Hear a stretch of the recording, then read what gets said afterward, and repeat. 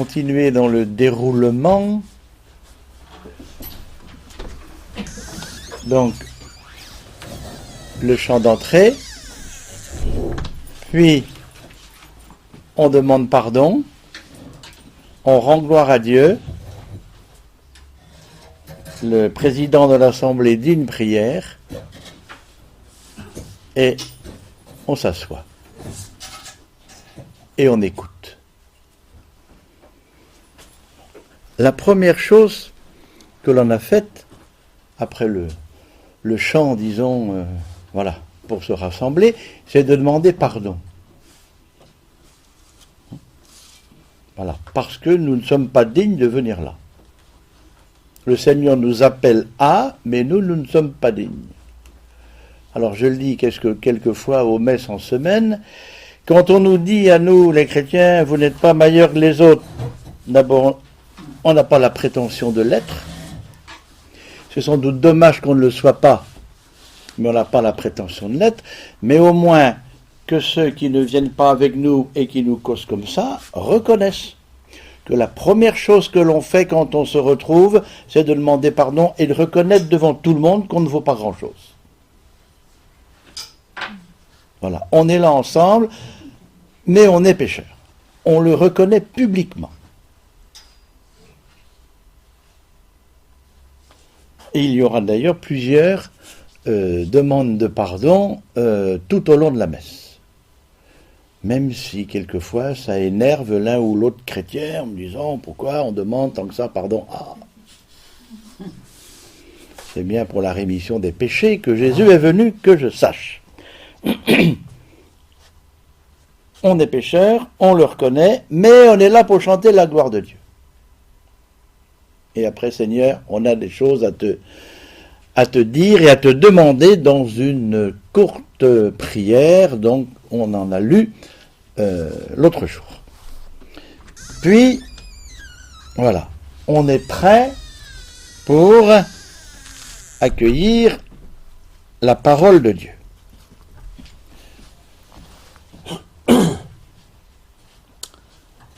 Dans l'Église, on ne donne jamais un sacrement quand il n'y a pas eu d'abord lecture de la parole de Dieu. Suite à la phrase de saint Paul, « Le Seigneur ne m'a pas envoyé baptiser, mais évangéliser. »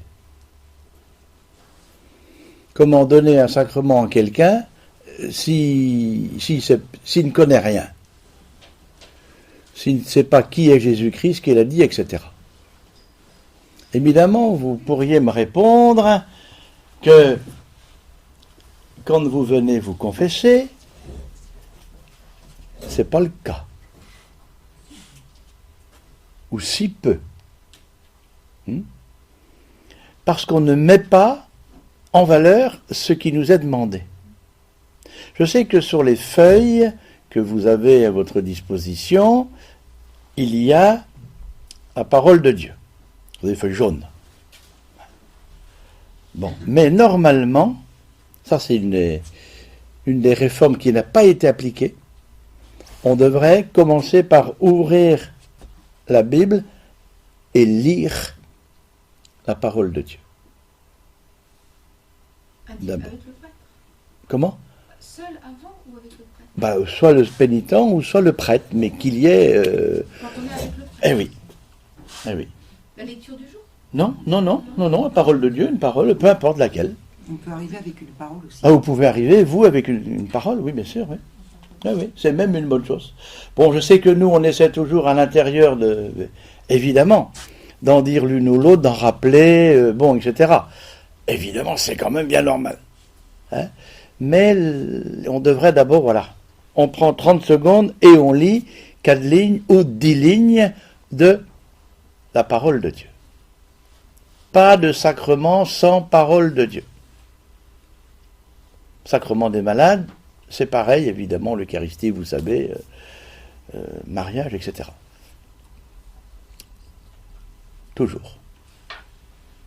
Et vous dites l'évangile ou... Non, c'est pas obligatoirement l'évangile, hein.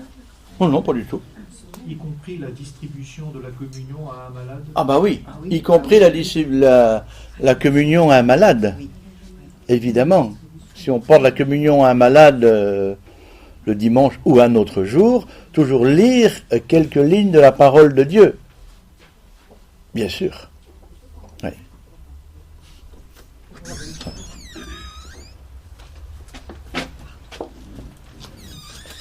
Allez-y.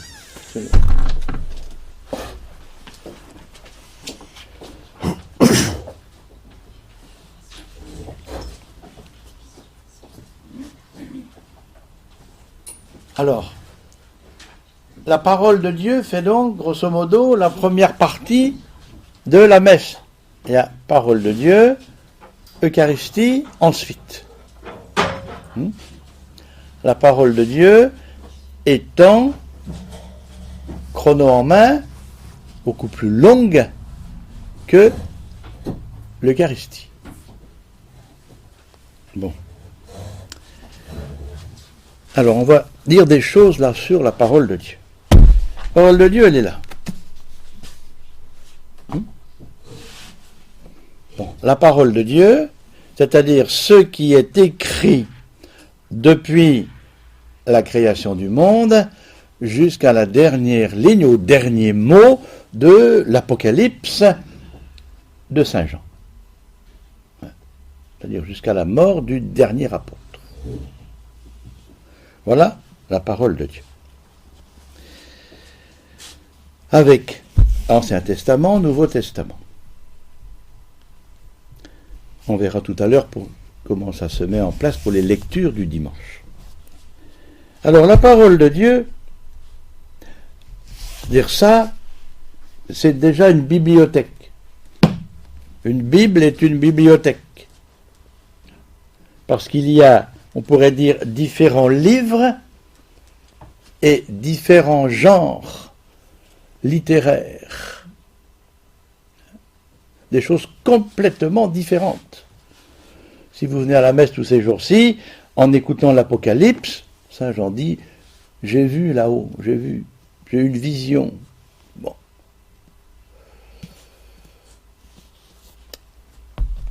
Alors, la Bible a été écrite soit en hébreu, soit en araméen, ou soit en grec.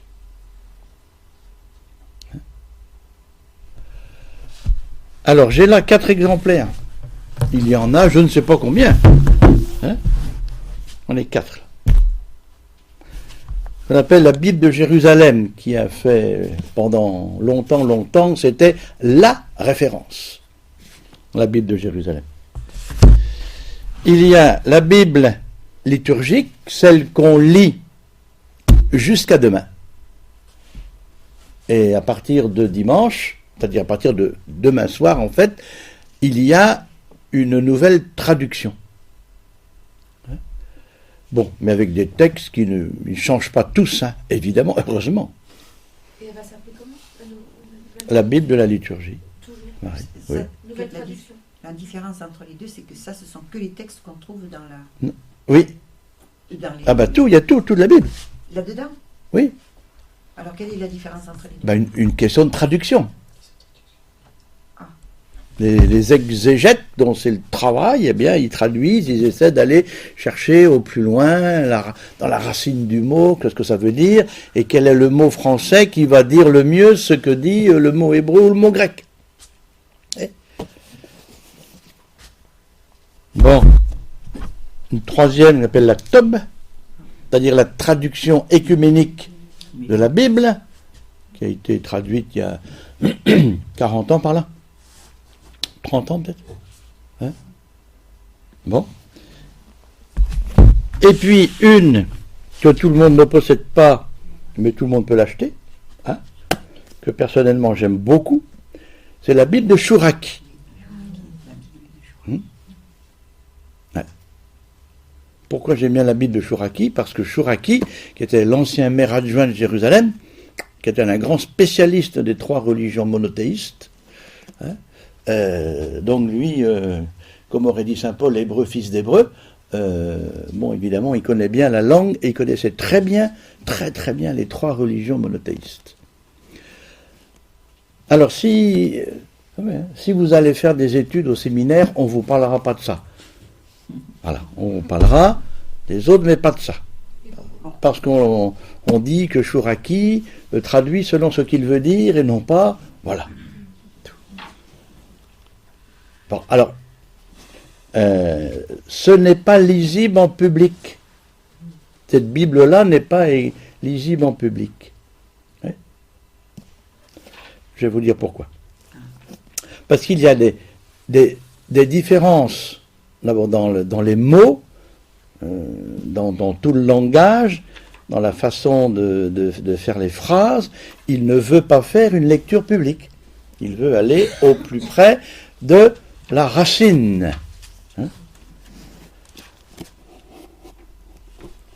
Si je prends le texte des béatitudes, entre ces trois-là, il n'y a aucune différence.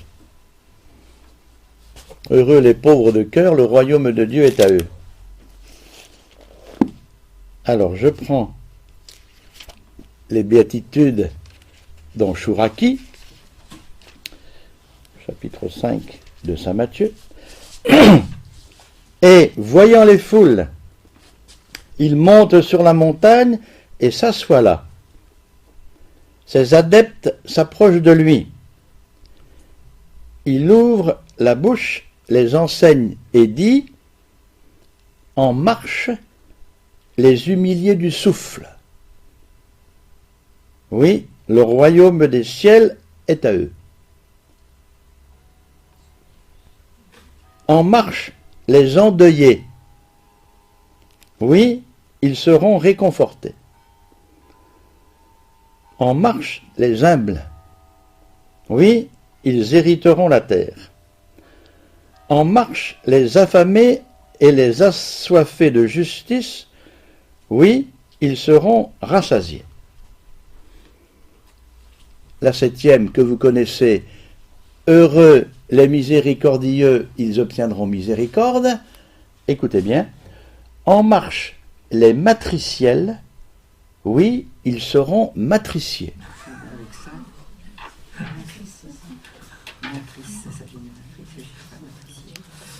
Hein? En marche, les cœurs purs, oui, ils verront Elohim. En marche, les faiseurs de paix, oui, ils seront criés fils d'Elohim. Vous voyez qu'on peut avoir des grandes différences dans la traduction. Bon, ça, c'est peut-être le plus surprenant. Mais il n'a certainement pas complètement tort. Alors vous savez bien, qui dit traduction dit trahison, d'abord. Parce qu'un mot traduit ne dira jamais exactement ce que dit le mot dans une autre langue.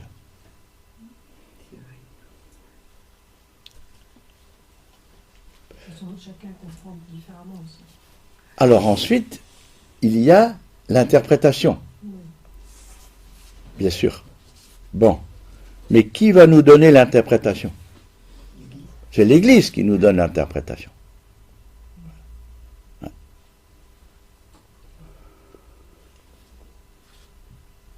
Qui fait la différence avec, par exemple, les protestants qui peuvent... Non, Oui, puisqu'ils n'ont pas de... non mais ils interprètent comme ils veulent, c'est ça? Ils ont le droit de... C'est ça? Oui, bon, oui, bien sûr. Ben oui. Il n'y a pas l'autorité d'une Église pour leur dire... voilà. Comment interpréter?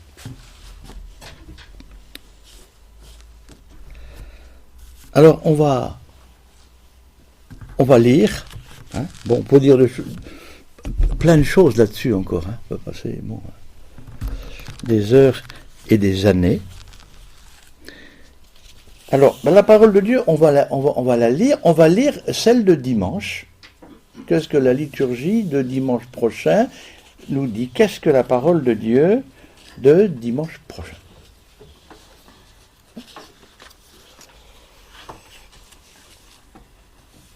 Elohim, c'est un nom. Elohim. C'est le Seigneur. Elohim, c'est Dieu, c'est le Seigneur. Ah oui, pour les Hébreux. Oui.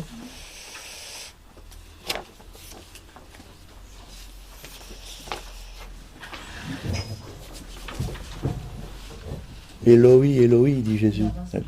Elohim. Et la Bible du Crampon. Oui, il y a la Bible de Crampon qui est aussi. Oui, oui, bien sûr. Mais, et d'autres, hein. Oui, oui. La Bible de Second, une Bible protestante. C'est protestant, souvent. Mais la Bible, la Bible, elle a été écrite par les premiers livres, le deuxième, elle a été écrite en quoi alors? Quelle était sa langue? Ben, j'ai dit en hébreu, en araméen ou en grec. Dès le début, elle date de quand? Ah oui. Ça date de Hein? quand la Bible? Oui, pour les apôtres, oui. Qui est-ce qui a rassemblé tout ça voilà, Hein? Qui est-ce qui a rassemblé tout ça pour faire la Bible? Qui a rassemblé tous les livres? Eh ben, petit à petit, ça s'est rassemblé. C'est petit à petit que ça s'est mis en place. C'est l'Esprit Saint qui disait Non, mais- qui inspirait ce qu'il fallait garder, ce qu'il fallait enlever. Non, moi, je sais pas. Comme il y avait des livres, on a dit, ben, tiens, on va faire une Bible. C'est- Ben, il y avait d'abord, bien sûr, des choses séparées. Ben, les lettres de Saint Paul, c'est des lettres, hein. Ouais. Oui, oui, oui. Puis petit à petit, bon, ben, ça a été collecté et puis Au mis début du siècle, par ensemble. exemple, au 1er siècle, il n'y avait pas la Bible aussi. Il y avait une Bible. Ah ben, certainement pas comme ça, non. Ah non, voilà, c'est au fur et à mesure. Oui, alors quand exactement c'est devenu rassemblé comme ça Non, d'accord. je sais pas. C'était fait avant Saint Jérôme. Comment? C'était rassemblé avant Saint Jérôme. Avant Saint Jérôme, oui.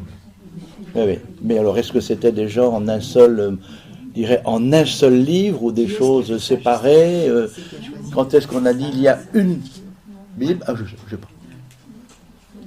La genèse de la Mais Bible. les protestants, il leur manque 2 ou 3 livres dans leur Bible, je crois. Qui ça? Je me souviens Ça, plus. ici. La septembre, je crois qu'on en appelle. Ah, peut-être, oui. Il paraît.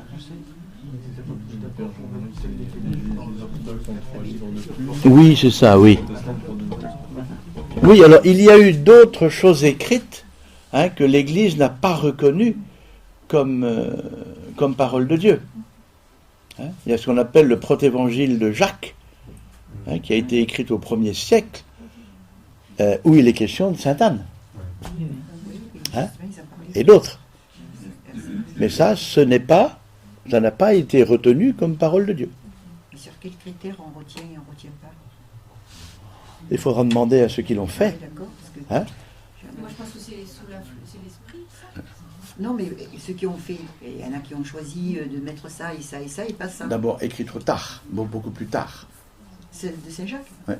Le protévangile de Jacques, oui. Ouais, ouais. Et il y a des choses qui sont quand même... Un peu. vraiment, on a l'impression que c'est brodé, quoi. Mm. Ouais. Alors, qu'est-ce que l'Église nous donne à lire comme parole de Dieu dimanche prochain?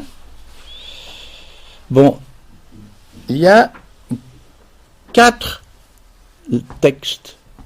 On a l'habitude de dire, il y a 3 lectures. Ah non, il y en a 4. Ah, le psaume. Bon, qui est chanté, c'est mieux s'il est chanté que lu, mais il est aussi la parole de Dieu comme les autres lectures. Alors, il y a d'abord un texte d'Isaïe, un psaume,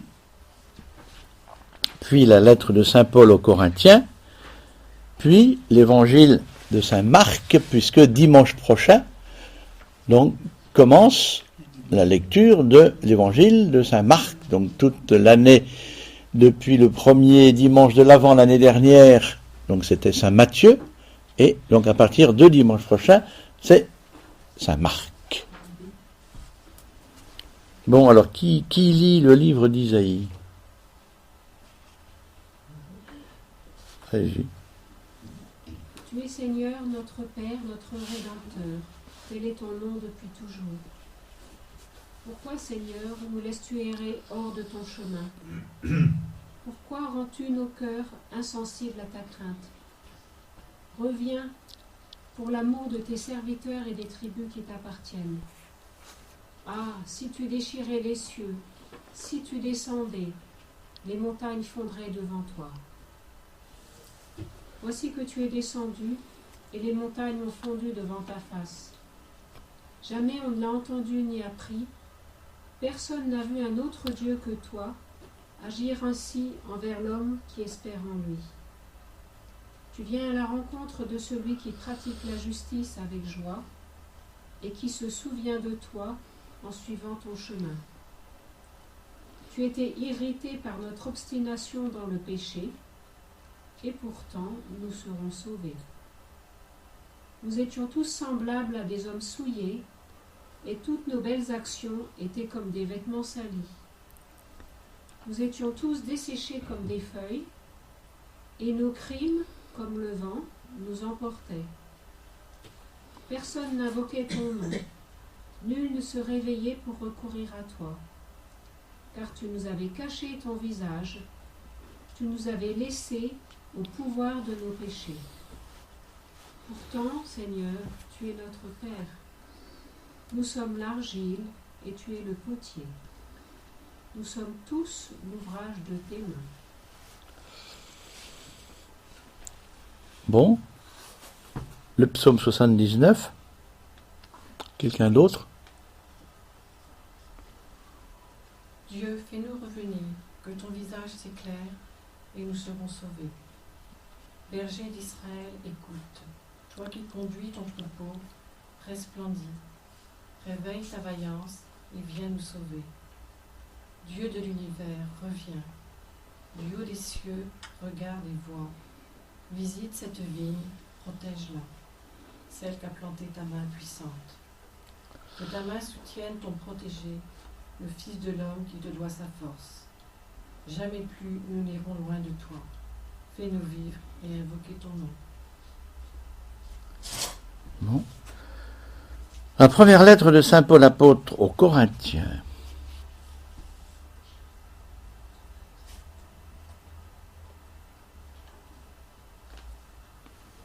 Frères, que la grâce et la paix soient avec vous, de la part de Dieu notre Père et de Jésus-Christ le Seigneur. Je ne cesse de rendre grâce à Dieu à votre sujet, pour la grâce qu'il vous a donnée dans le Christ Jésus. En lui, vous avez reçu toutes les richesses, toutes celles de la parole et toutes celles de la connaissance de Dieu. Car le témoignage rendu au Christ s'est implanté solidement parmi vous. Ainsi, aucun don spirituel ne vous manque, à vous qui attendez de voir se révéler notre Seigneur Jésus-Christ. C'est lui qui vous fera tenir solidement jusqu'au bout, et vous serez sans reproche au jour de notre Seigneur Jésus-Christ. Car Dieu est fidèle, lui qui vous a appelés à vivre en communion avec son Fils, Jésus-Christ notre Seigneur.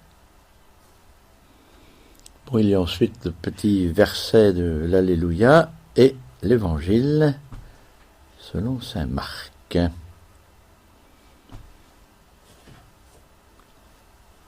Montre-nous, Seigneur, ta miséricorde. Fais-nous voir le jour de ton salut. Évangile de Jésus-Christ selon saint Marc. Jésus parlait à ses disciples de sa venue. Prenez garde, veillez, car vous ne savez pas quand viendra le moment. Il en est comme d'un homme parti en voyage. En quittant sa maison, il a donné tout pouvoir à ses serviteurs, fixé à chacun son travail et recommandé aux portiers de veiller. Veillez donc, car vous ne savez pas quand le maître de la maison reviendra, le soir ou à minuit, au chant du coq ou le matin.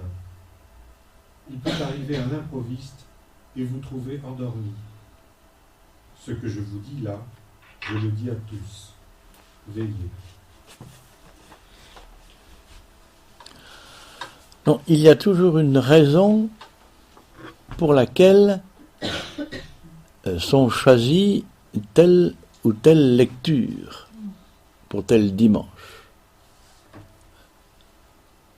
Bon, alors, dans les lectures de dimanche prochain, c'est quand même relativement clair.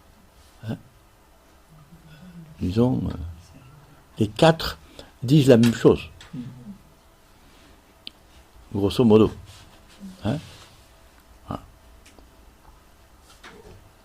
Bon, le Seigneur vient, voilà, et où il revient. Et dans Isaïe, c'était « Tu viens à la rencontre de celui qui prodigue la justice. » Et puisqu'il vient, il faut veiller pour l'attendre. Donc, évidemment, avec des sens différents. Parce que quand Isaïe dit « Tu viens à la rencontre de celui qui pratique la justice », ça ne veut pas dire la même chose que dans l'Évangile, la venue de Jésus. Avec Isaïe, il ne pouvait pas être question de la venue de Jésus. Non, mais ils étaient quand même bien persuadés que le Seigneur était avec eux. Donc ils le disent. Donc il y a une progression dans les textes au fil des siècles, et tout va se préciser donc jusqu'à la venue de Jésus. Puisque, bien entendu, le centre de l'histoire humaine, c'est Jésus-Christ. Donc tout est là.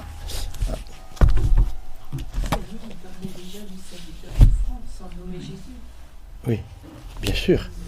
Mais qui était-il pour Isaïe? Il ne pouvait pas nommer Jésus fils de Dieu. Non.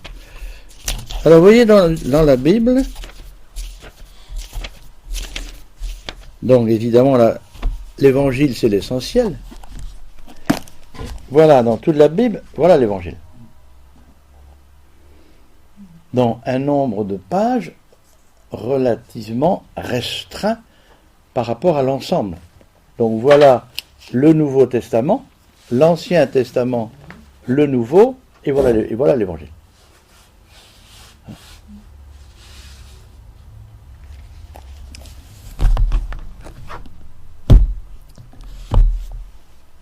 Que dit-on après la lecture de l'Évangile? Que dit le prêtre à la fin? Acclamons la parole de Dieu. Et vous répondez? Est-ce que vous imaginez ce que vous dites? Oui? Vous avez fait attention à ce que vous... Oui, vous faites attention à ce que vous chantez? Comment? Oui? Ben, acclamons la parole. Et on dit louange à toi. Autrement dit, on n'acclame pas des mots. On n'acclame pas un livre. On dit à toi, Jésus. Louange à toi, Seigneur Jésus. Donc la parole, c'est toi. Oui, ben le verbe, ce qui signifie la parole, hein, c'est le même mot. Mais c'est pour l'évangile qu'on dit ça. Pour l'évangile. Ouais. Pas pour le reste. Non, pas pour le reste. Donc la parole de Dieu, on pourrait dire la même chose, la parole de Dieu, mais qui s'est incarnée en Jésus. Donc la parole de Dieu, c'est bien Jésus. Et pourtant, et oui, justement, pas pourtant, nous ne sommes pas la religion du livre. Laissons ça aux musulmans. Nous sommes la religion de la personne. Louange à toi, personne de Jésus-Christ. Si bien que, à la limite, je vais pousser à l'excès, évidemment. Hein? Bon, à la limite, on pourrait se passer de livres. On aurait eu la parole de Dieu incarnée. On aurait eu la personne de Jésus-Christ, il serait venu nous sauver. Ben, c'est quand même intéressant d'avoir ce qu'il nous a dit. Hein? Bon. Mais ce qui nous intéresse, ce n'est pas ça sans la personne de Jésus-Christ. C'est la personne de Jésus-Christ qui nous intéresse. Et non pas d'abord ce qu'il dit. C'est lui qui nous intéresse.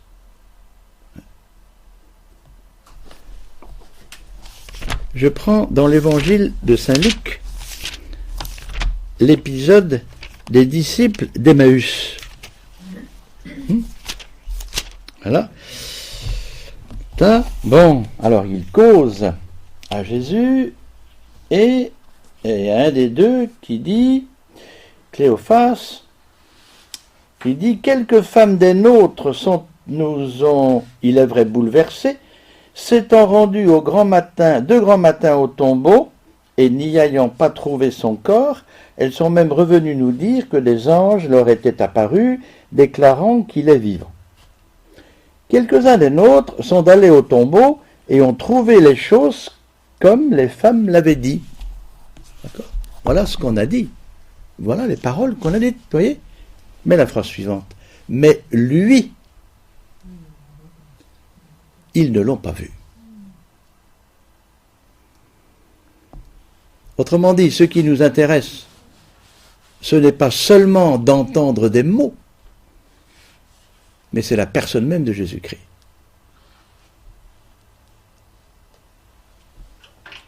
Donc, on peut faire ça, si vous le voulez. On va entendre, nous, à la messe le dimanche, la parole de Dieu, et ensuite, à l'Eucharistie, on va monter d'un cran, on va monter d'une étape, on va rencontrer Jésus-Christ lui-même. On a été préparé par la parole de Dieu à rencontrer Jésus-Christ lui-même.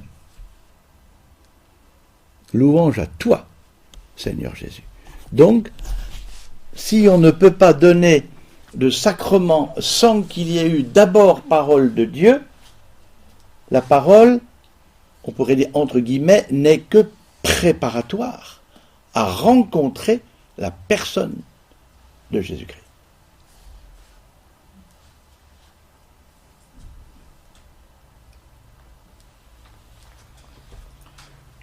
Le père Gaston Lenezet, vous l'avez connu à Kergonan. Un peu, oui. Il est décédé. Oui. Il y a assez longtemps, il faisait des causeries le mercredi avec le père Le Gall. Ils alternaient le matin et l'après-midi, c'était toutes les semaines. Et dans ces causeries, je l'ai entendu dire plusieurs fois que pour lui, le plus grand miracle du Christ, c'est qu'il n'ait rien écrit lui-même. Ouais. Ce qui rejoint ce que si on veut. Oui. Il est, lui, la parole. Il y a quelques années, on nous disait, si vous êtes en retard à la messe, pourvu que vous arriviez pour la prière d'Eucharistie. Mais on a tout faux, puisqu'il nous faut donc cette parole pour pouvoir rencontrer le Christ après. C'est ce que je vais dire, lui. L'essentiel, quand vous êtes en retard à la messe, l'essentiel, c'est d'arriver avant la quête. Ça, j'avais pas pensé ça. J'ai déjà entendu dire ça. Oui, c'est ça. Oui. Une religion de la livre. De la livre. Ah oui. Oh, bravo. Une religion de la livre. Ou comme avait dit un curé un jour à Paris, mes frères, à partir de dimanche prochain, il n'y aura plus de messe à 11h05, 11h10, 11h15, il n'y en aura plus qu'une à 11h.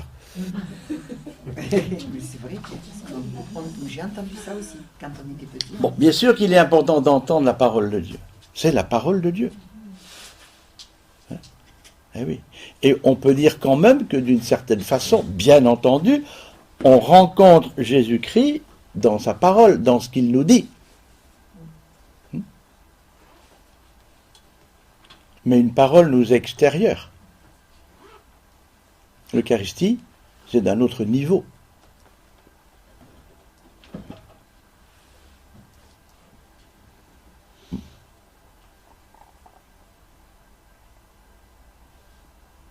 Oui, d'accord. Bon, alors peut-être pour beaucoup, je vais rien apprendre, à d'autres rafraîchir la mémoire et à d'autres peut-être apprendre. Regardons d'un petit peu plus près cette parole de Dieu là,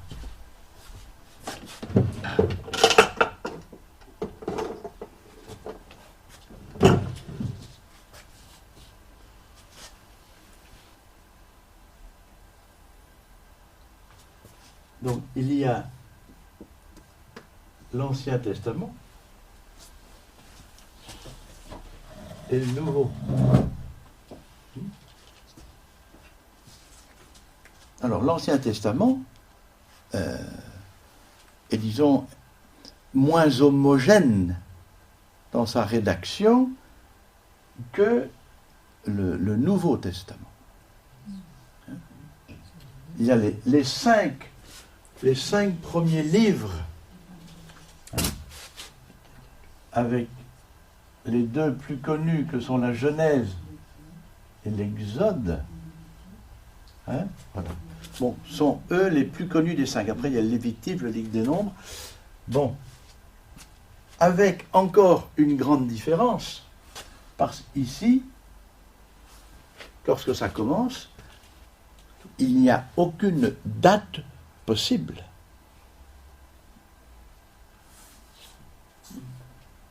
Je crois que la Genèse avait été écrite avant. Ah ben bien sûr, bien sûr. Les premiers livres de la Bible ont été écrits vers le 8e siècle, avant Jésus, 9e, 8e siècle. Autrement dit, tout ce qui est écrit rapportant les événements d'avant, c'est la tradition orale.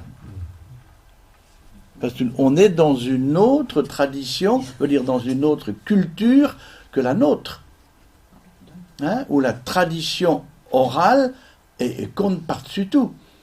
Allez encore en Afrique aujourd'hui, c'est la tradition orale qui compte.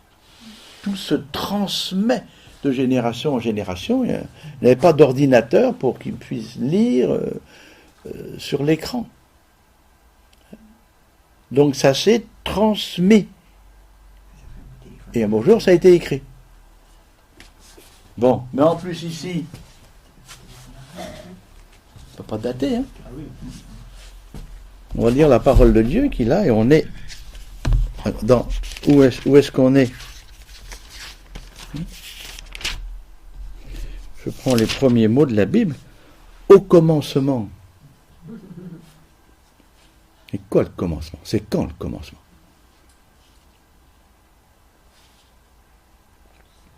De toute façon, c'est pas le souci des rédacteurs de la Genèse de donner... Ce n'est pas leur souci, du tout. Ouais. Ouais. Alors l'histoire donc d'Adam et la création du monde, Adam et Ève, une page qui s'en va, l'histoire de Caïn et Abel, Noé, bon, et on commence à pouvoir un peu dater les choses à partir d'Abraham. Hein? Bon, après, on va arriver donc en Égypte, traversée d'Égypte, etc. Bon, là, on va rentrer dans l'histoire au sens où on l'entend aujourd'hui, mais pas avant. Création du monde, c'est, on pourrait dire, hors de notre temps même. C'était avant. Mais avant quoi? Avant quand? Alors par contre, il y a évidemment des choses extraordinaires dans ces pages-là, dites. Mais on est déjà dans des choses complètement différentes. Le prologue de Alors, Saint-Jean. Pardon ? Le prologue de Saint-Jean reprend la Genèse. Oui, j'en parlerai, oui. Alors, avec une manière de raconter,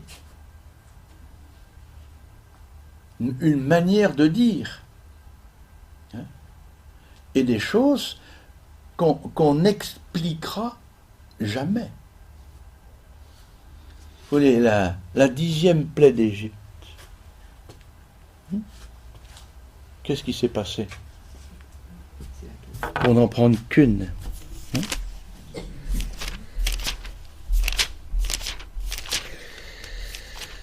Alors, où est-ce qu'on est? Je ne sais pas quel... Voilà.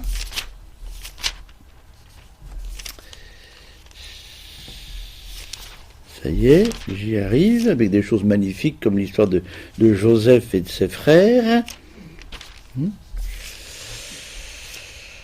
Voilà.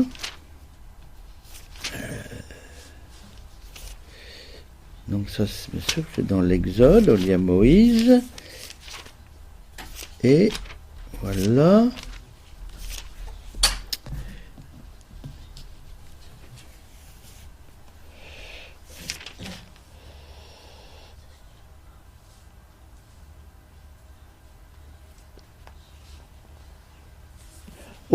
La 10e plaie d'Égypte, vous voyez, avant que Pharaon ne laisse les Hébreux partir.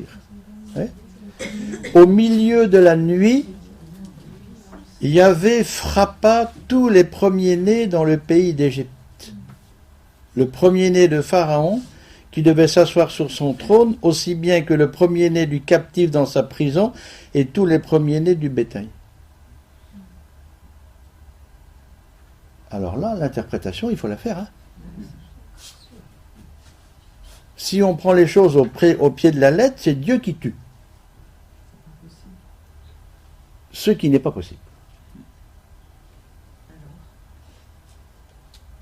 Alors, que s'est-il exactement passé? Eux, ils l'ont raconté à leur manière.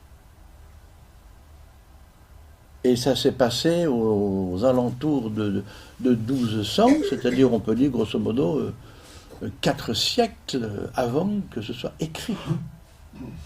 Oui.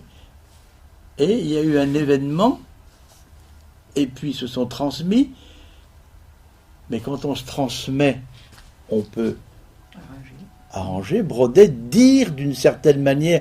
On dit une vérité d'une certaine manière. Mais le voisin ne va pas la dire de la même façon. Oui. Alors évidemment, il y a l'essentiel qui est le repas de la Pâque et la sortie d'Égypte. Bon. Mais tout ce qu'il y a autour, c'est dit dans un style, il faut dire qu'on a quand même bien du mal à interpréter, à savoir exactement les faits qui se sont passés. Comme quand c'est un critère de vérité, en fait. Oui. C'est un critère de vérité, parce que on pourrait se dire, si c'est quelqu'un qui avait fabriqué ça, il l'aurait rendu visible, flagrant, quoi. Ah oui, oui. En ce sens-là, quoi. Oui, oui. Ben, c'est pareil comme dans l'eau du Nil qui est changée en sang. N'empêche que ça a été retenu dans la parole du Seigneur. Eh oui, ça a été retenu dans la parole de Dieu, parce que par cela, Dieu veut nous dire quelque chose à nous aujourd'hui. Même si lorsque l'eau du Nil se change en sang, écoutez bien, les poissons du fleuve crevèrent, et le fleuve en fut empuanti au point que les Égyptiens ne pouvaient plus boire de l'eau. Et les Hébreux, pouvaient en boire.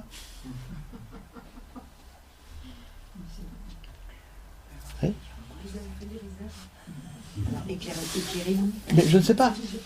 Je ne sais pas. Pourquoi on dit ça alors? Comment? Pourquoi il est... Ah ben parce que c'est écrit. Et ça veut dire quoi? Comment? Ça veut dire Ah ben je ne peux pas prendre cette phrase-là et l'expliquer. Il faut voir ça dans tout un contexte en vue de la libération du peuple hébreu, où il y a une intervention mystérieuse de Dieu pour les ramener dans leur pays. Bien sûr. Dieu a fait des choses extraordinaires. Et après, on raconte. Ce qui nous intéresse, c'est la suite, qu'ils sont sortis. Ça met mal à l'aise quand même. Ça met mal à l'aise parce que par rapport aux gens qui nous écoutent, par exemple, qui ne sont pas chrétiens ou n'importe, ils vont nous dire, mais voilà, vous avez un Dieu, vous avez un Dieu qui a tué, ça n'a pas existé. Qu'est-ce qu'on répond à ça? Puisqu'on dit, on sait très bien que c'est pas... Que c'est une manière de dire des choses. Mais ils vont vous dire quelle manière, justement? C'est leur interprétation. Ils prêtent à Dieu les sentiments des hommes et Dieu ne prête pas les sentiments des hommes. Oui, c'est pas ce que je veux dire. Ah ben ça ne va pas les convaincre, hein. Non, non. Non, ça ne dit pas de ça. Non, mais il va dire, vous dites ça, mais donc c'est dans votre livre. Et... Ouais. Mais il faut voir les choses sur un temps beaucoup plus long et il faut voir toute l'histoire du salut pour comprendre autrement. Il faut avoir une vue d'ensemble de l'histoire du salut. Et la manière de le dire a changé selon les époques, et selon les personnes qui écrivaient, la manière dont ça s'est transmis, etc.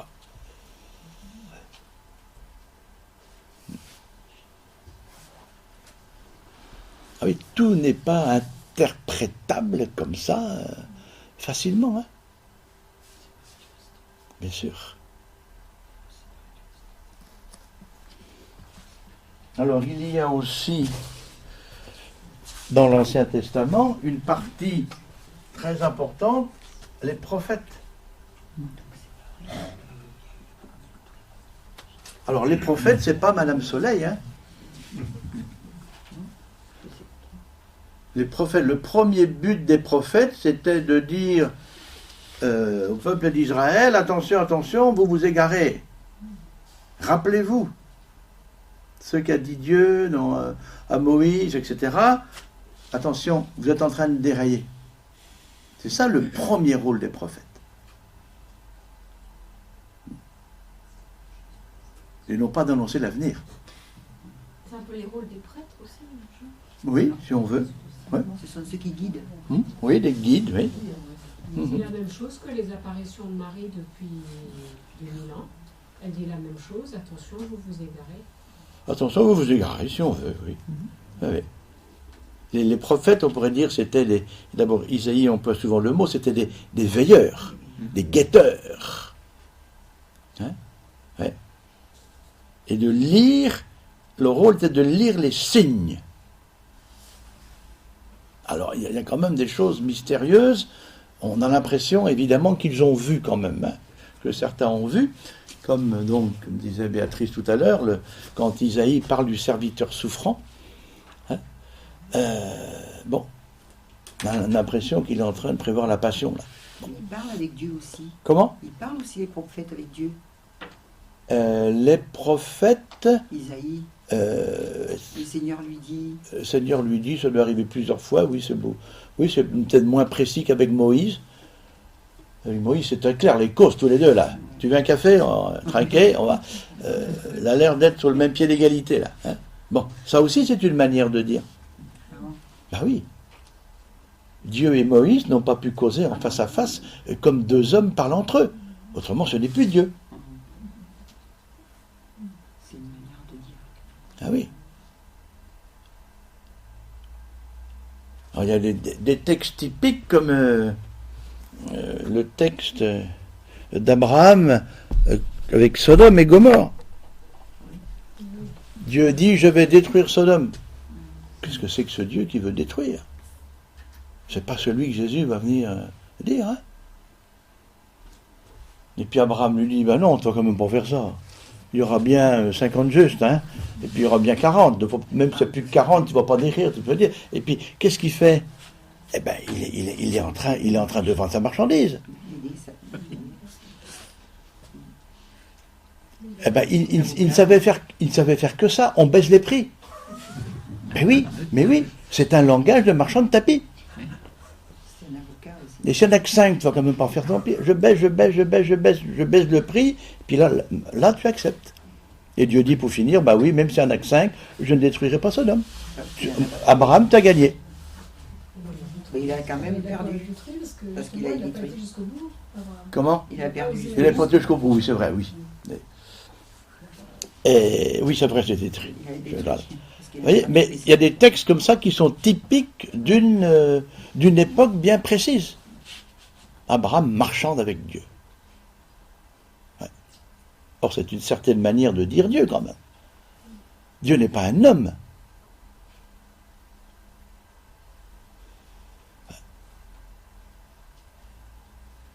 Dans un autre passage, il est une brise légère. Oui. Alors, il y a une troisième partie très importante chez les prophètes, c'est tous les livres de la sagesse. Le livre des proverbes, le livre de la sagesse, le siracide, etc., etc., etc. Vous connaissez bien certains passages, quoi. Puis il y a toute l'histoire de David, enfin le livre des chroniques, le livre des rois, le livre de etc. Oui. Alors, une autre partie, bien sûr, c'est, avant que je vous lis l'histoire pour vous détendre, comment je cherche où est-ce qu'il est. Un peu importe, comme je connais. Donc, là, les livres, l'Ecclésiaste. Des proverbes, des pages entières, des proverbes, à n'en plus finir. Cantique des cantiques. Et puis, hein? Oui, vous connaissez bien les premiers mots du livre de l'Ecclésiaste. Propos de Coëlette, fils de David, vanité des vanités, tout est vanité. Et, je vais vous raconter une histoire. Il y a un prêtre du diocèse, qui s'appelle le père Marquer, qui est venu dire la messe ici et confesser une fois par semaine pendant des années. Maintenant, il ne peut plus venir. Et il a été aumônier à Mururoa. Où situé, Mururoa? Hein? Bon. Il était avec les légionnaires là-bas. Aumônier des légionnaires. Il y était 2 ans là-bas. Et il raconte que tous les dimanches, un légionnaire venait faire la première lecture. Bon. Et il dit, un jour, ce légionnaire est parti en vacances à Tahiti. Et il est revenu. Et, donc c'est un dimanche du mois d'août dans les lectures, il va au pupitre et il dit, vaïné des vaïnés, tout est vaïné.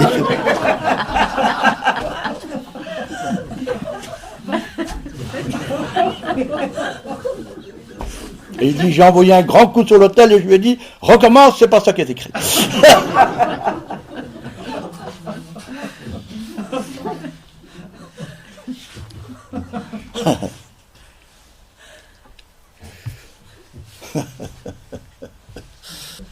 Bon. Alors, comme disait Josette, il y a aussi dans l'Ancien Testament quelque chose qui est pour nous un texte ô combien important et que l'on continue à prier donc tous les jours, ce sont les psaumes.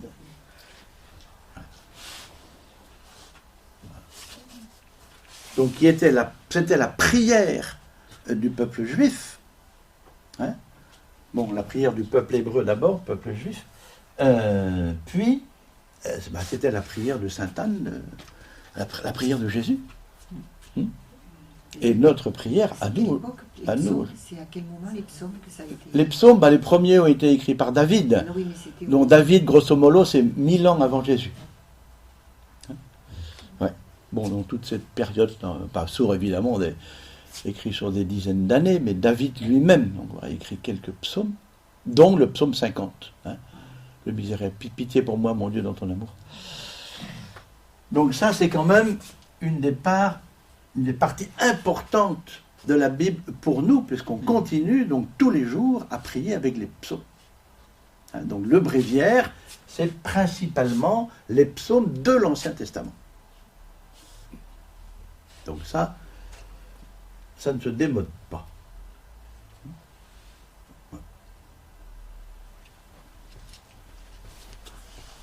À propos des psaumes, je lis. J'ai mis sur une feuille, mais c'est ce qui est écrit dans ce qu'on appelle les prénotanda du mot latin, c'est-à-dire les lignes, les pages écrites au début du missel. Il n'est pas permis de remplacer les lectures et le psaume qui contiennent la parole de Dieu par des textes non bibliques. Qu'on se le dise.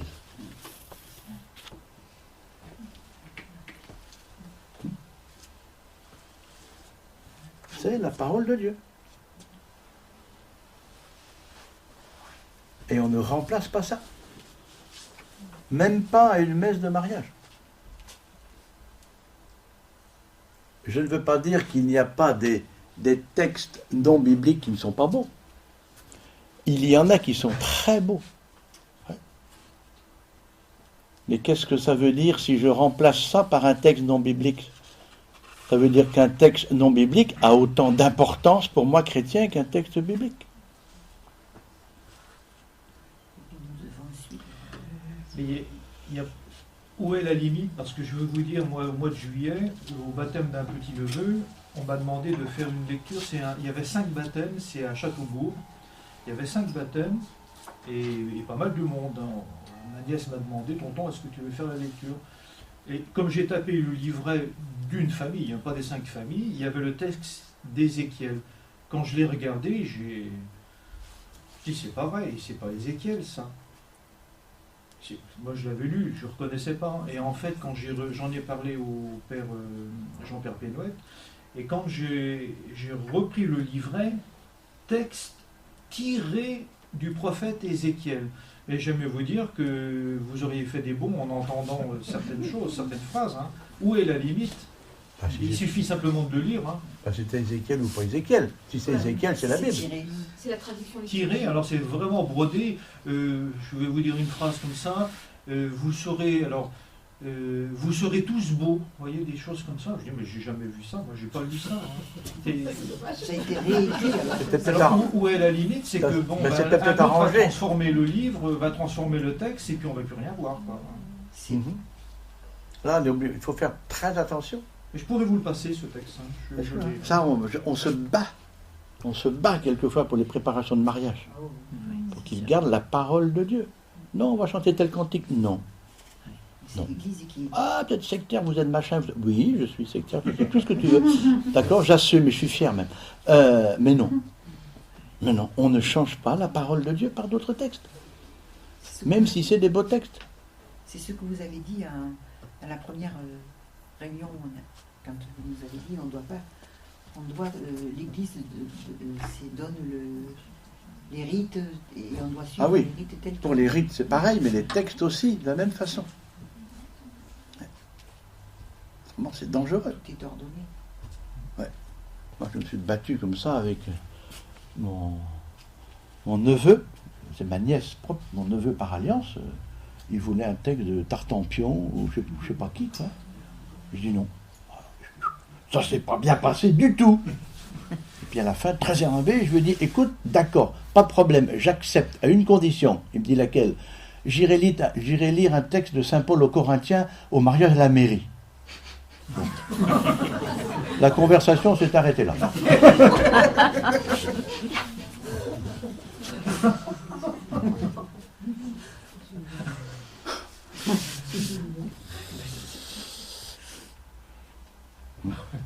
Bon. On ne remplace pas la parole de Dieu. C'est trop important pour nous. Cette parole est sacrée. Acclamons la parole de Dieu, louange à toi, Seigneur Jésus.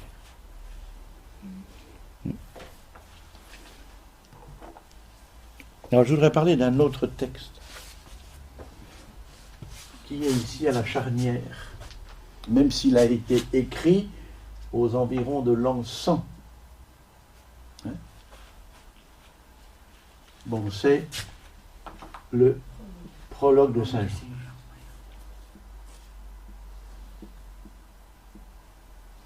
À la limite, on n'aurait que ce texte-là, ça nous suffirait. C'est vraiment, ce texte est une merveille. C'est une merveille. Vous connaissez bien. Voilà. Alors là, lisez-le, relisez-le, il y a tout dedans. Ouais.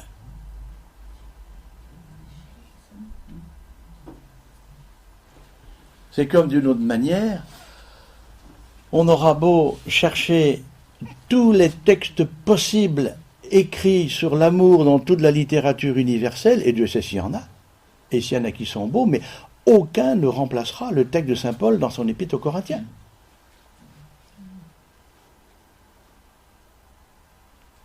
Mais quoi, avec Saint Jean, c'est connaissez pas- mieux. mais il y a pas les- Comment? Ça ne parle pas de la vie de Jésus. ça. Non, mais tout, je dirais que toute la théologie est dedans. Ah oui, le Verbe s'est fait chair. Bon, ça suffit. Ça nous suffit. Ouais.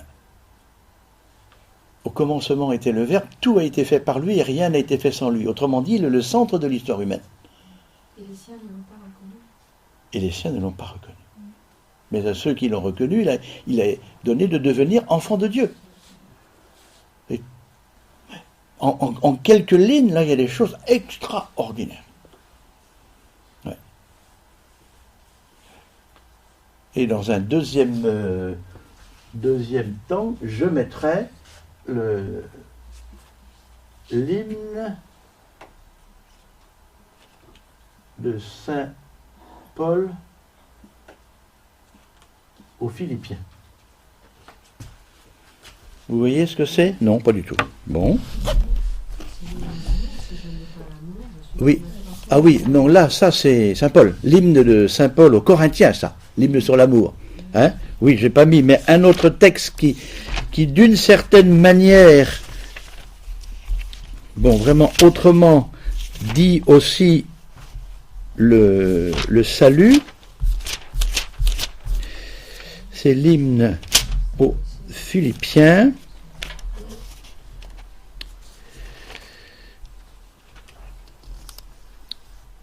Voilà. Ayez entre vous les mêmes sentiments qui furent dans le Christ Jésus.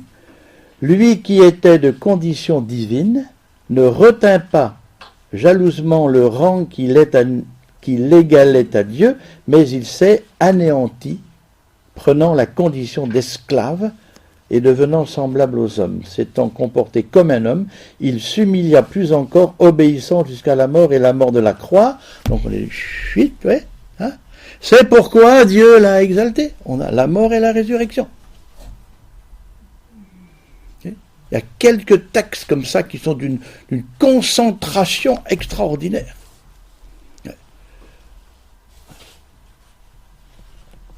Où il y a plein, je dirais, tout le salut est résumé quoi, en quelques phrases. Quoi.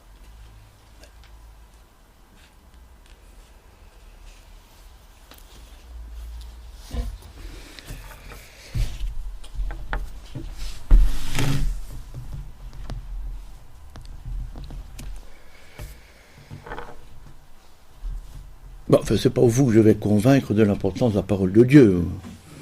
Je parle à des convaincus. Un tout petit peu impertinente, la tobe n'est pas usée du tout. N'est pas? Usée. Non, La vôtre, là. pas du tout. C'est la plus belle. Faut tu ris.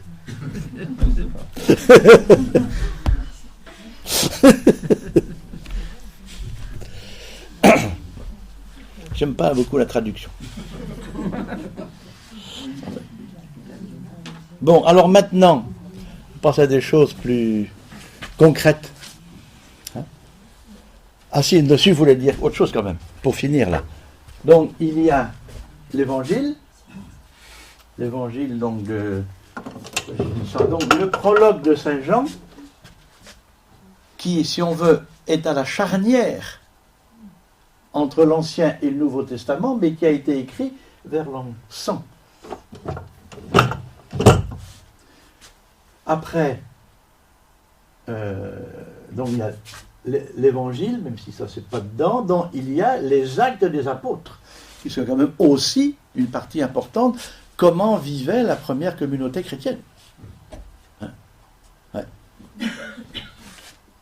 Puis, les lettres, qu'on appelait avant les épîtres, hein? L'épître de Saint-Pétre, non, l'épître de Saint-Paul, et donc, pour terminer, l'Apocalypse. Donc, que nous lisons ces jours-ci.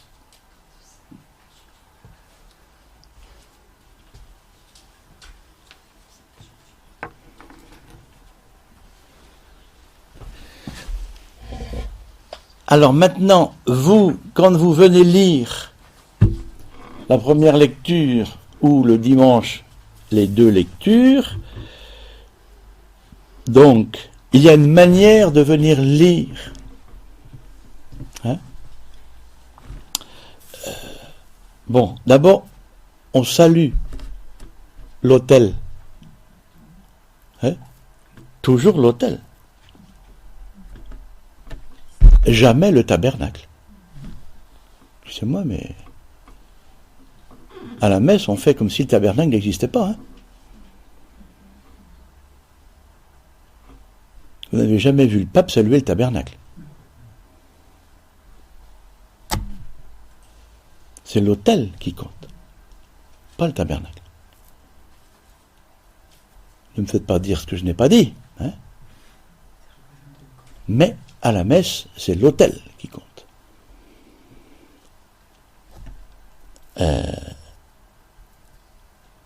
Ensuite, bon, alors essayez de faire, mais vous le faites, hein, là je parle, puis tous les lecteurs ne sont pas là. Mais voyez l'importance de la lecture. Vous allez lire la parole de Dieu.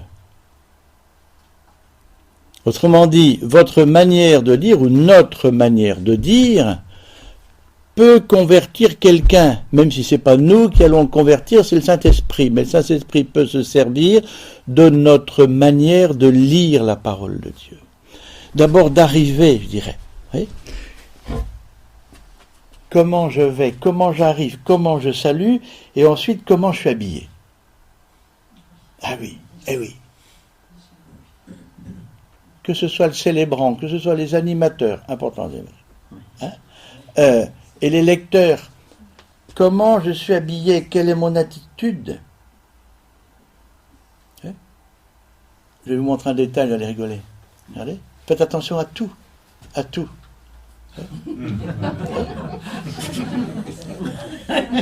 Ben, vous pourrez avoir fait la plus belle prière du monde et la plus belle lecture du monde, tout le monde n'aura vu que votre mouchoir qui pendait de votre poche. En été, on trouve beaucoup de gens en Bermuda. Ah oui, mais non. Le dimanche soir, vous trouvez des lecteurs. Eh oui, c'est difficile, oui. Ils sont déjà pas nombreux. Alors, Ouais. Est-ce que je fais tout pour bien montrer que je vais faire quelque chose de ça? Pas de triste, mais de sérieux. Ouais. Que je vais bien le faire. Alors, c'est très difficile de bien faire la lecture en public. D'abord, de bien parler. Quelqu'un m'a encore dit hier, vous parlez pas assez fort. Maintenant, quelquefois, je cause comme ça, un peu comme si, bon voilà. J'ai l'impression qu'on m'entend et on m'entend pas. Bon, après tout, j'ai pas eu trop de plaintes quand même. Bon, mais le lire pour se faire entendre, et c'est très difficile, parce que je vous parle, mais ce ne sont pas mes mots. Ah oui. Je vous parle, mais c'est pas moi qui parle. Ça, ce n'est pas facile. Autrement dit, je dois lire, mais je dois en même temps me cacher derrière ce que je lis. Contrairement à l'homélie après où je vous cause. Hein, attention. Hein. Bon. Mais la parole de Dieu, c'est pas ça. Elle n'est pas de moi. Comment je vais lire comme il faut une parole qui m'est donnée de lire, mais qui vient d'ailleurs.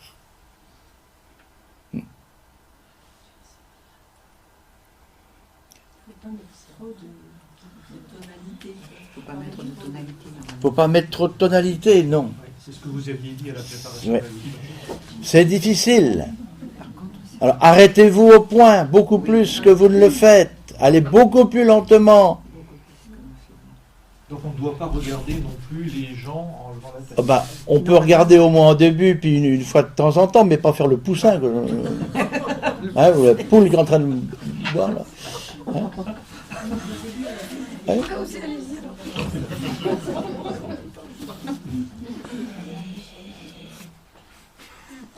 Regardez, j'ouvre, hein, je tombe dessus. Je lis, on ne lit pas ce texte-là, mais lecture du livre de l'Ecclésiastique.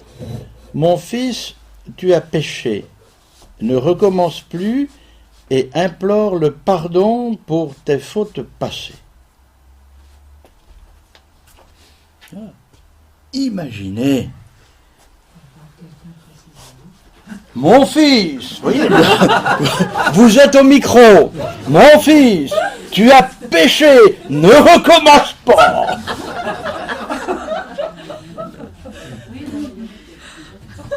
Hein? Issue de secours. Ah non, ah non. Même si c'est vrai. Hein? Même si c'est vrai. J'ai lu une parole de Dieu qui doit toucher le cœur. Comment je vais faire?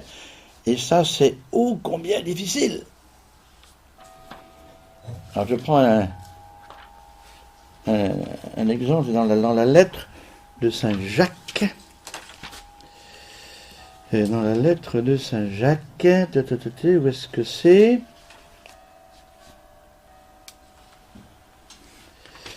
Ça doit être ça. Je lis. Eh bien, maintenant, vous les riches, pleurez, hurlez sur les malheurs qui vont vous arriver. Votre richesse est pourrie. Vos vêtements sont rongés par les vers. Votre or et votre argent sont rouillés. Et leur rouille témoignera contre vous. On m'a raconté ceci, que dans une église de Rennes, un jour, c'est un avocat qui a été lire ça. Et il a fait, eh bien, maintenant, les riches, pleurez, hurlez, comme s'il était en train de... Bon, paraît que tout le monde était caché en dessous de la chaise.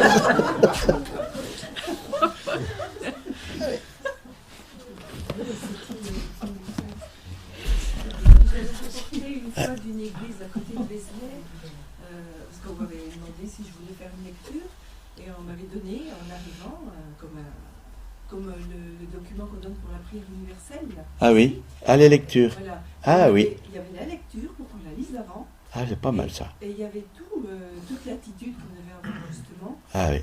Saluer l'hôtel et tout était écrit. Et puis je l'avais passé une fois devant les livres de nos Père Bruno, et je crois qu'il l'avait donné à tous les... Ah peut-être, oui. Ouais.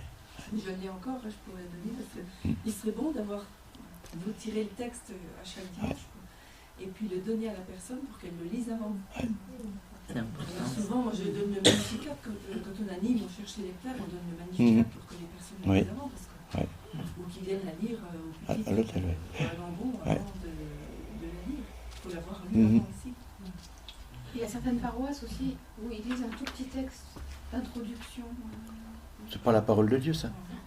C'est un résumé qui est de monsieur machin truc chouette. C'est pas la parole de Dieu. Alors, quand vous lisez, donc vous lisez. Bon, mais il faut que ça arrive chez ceux qui entendent, et j'espère qui écoutent. Vous voyez? Ça leur pas là.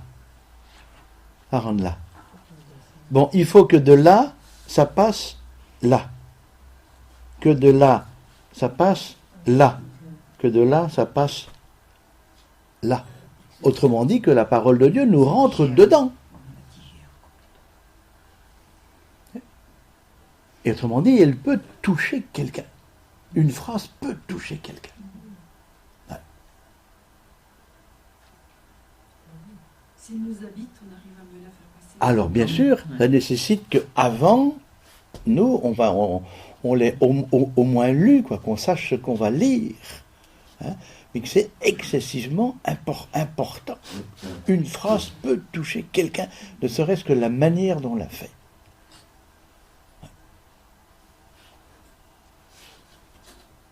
C'est pas facile de lire. Mais non, c'est difficile de lire en public. Ah oui, ah oui. Et d'un niveau spirituel, il faudrait avoir lu les lectures avant d'aller à la messe. Ah oui. Ah bien sûr, c'est mieux.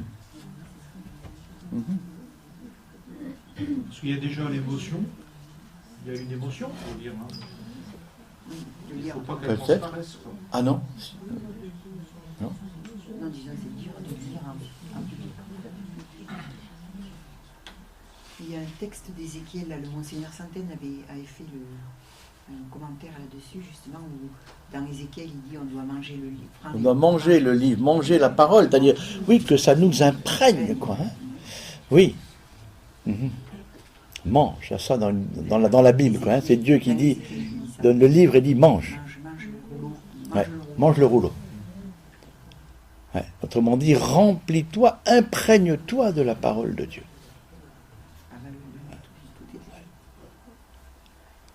Alors, pour le psaume, ce qui serait souhaitable, c'est que la personne qui lit la première lecture ne soit pas la même qui lise le psaume. D'abord parce que, normalement, on ne lit pas le psaume, on le chante. Si possible, ah oui, c'est un chant. C'est un chant. C'est fait pour être chanté, c'est pas fait pour être lu. C'est comme le Gloria, c'est fait pour être chanté. Alors évidemment, si on ne peut pas le chanter, on le lit. Mais attention. Attention. Quand je lis, quand l'un de vous fait une lecture, ou quand moi je lis l'évangile, je vous parle. Je dis une parole qui n'est pas de moi, mais je vous parle. Hein? Mais quand vous lisez le psaume, vous ne parlez pas à ceux qui sont devant vous. Hein? Parle à Dieu. Regardez, vous avez un exemple là, dimanche prochain. Berger d'Israël, écoute, toi qui conduis ton troupeau resplendit, réveille ta vaillance et viens nous sauver. C'est bien à Dieu qu'on s'adresse, c'est pas aux gens qui sont en face. Hein.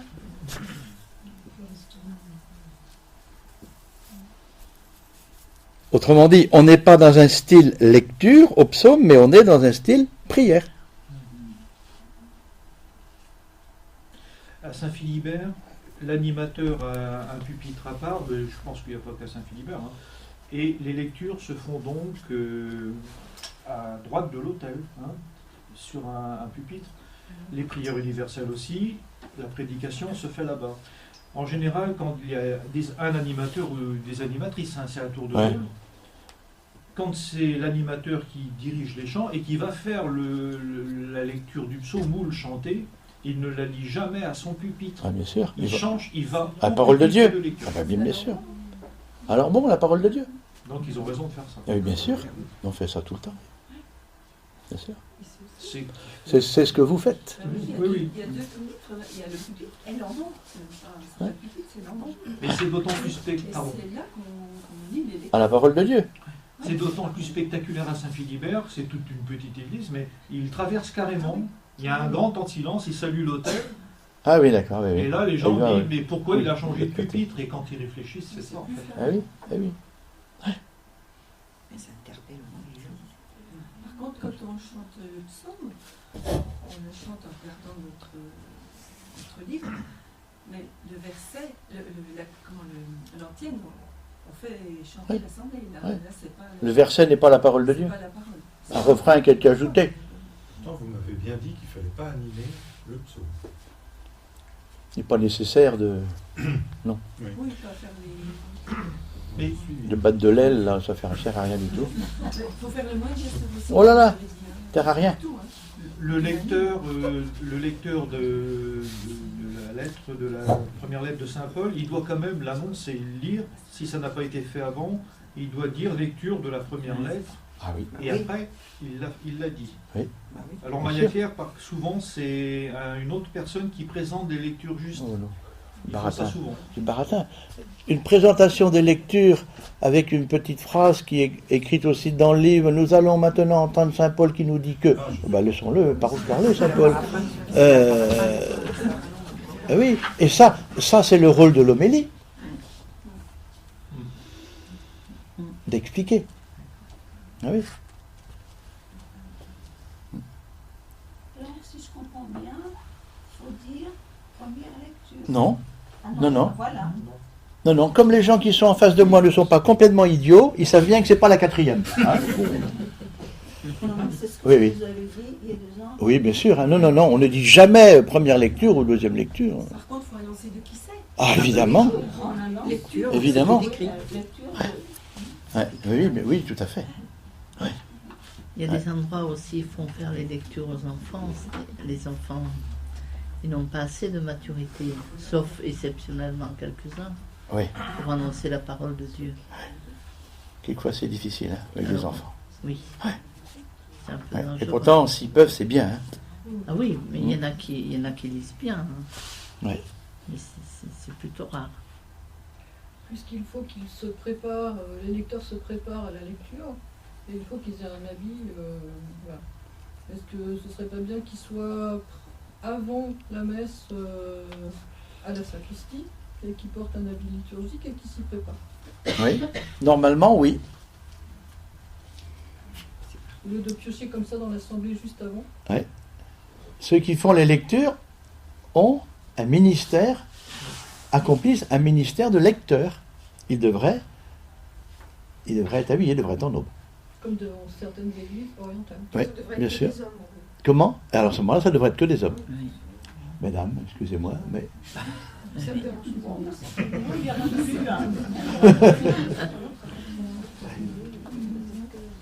Comme chez les catholiques syriaques. Ouais. Mais bon, ça... En faisant des exceptions dans un monastère de religieuses. Ah, bah évidemment, dans les monastères de religieux, c'est difficile que ce soit un homme qui aille lire, oui. Enfin, de toute façon, ils sont la vie. Bon. Mais ça, on pourra en discuter à perte de vue, parce que les femmes ont le droit aussi de lire la parole de Dieu et de s'en apprécier, et la parole de Dieu a le droit de convertir même les femmes.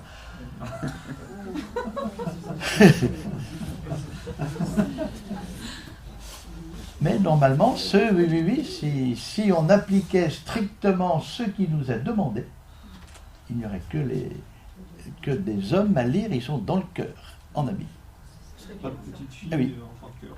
Non. Non, comme dans le truc là. Comment? Ils disent dans qu'il peut y avoir des petites filles en tas de cœur. Oui. Et là, Mais on ils les appelle disent, les servantes d'assemblée à ce c'est la moment-là. liturgie de la parole, laquelle doit se célébrer de manière à favoriser la méditation. Il s'agit Eh oui. d'une célébration par la proclamation de textes, etc. Pour cette raison, les lecteurs ou lectrices qui se rendent à l'ambon, lieu de la parole, doivent être discrets, bien préparés, habillés de façon correcte et sobre. Bah oui. C'est ce que vous dites. On peut noter qu'il convient, comme cela se fait déjà dans certaines paroisses en France, que les lecteurs hommes restent dans le chœur durant toute la célébration et revêtent l'aube et le cordon. Mhm. C'est dans les célébrations.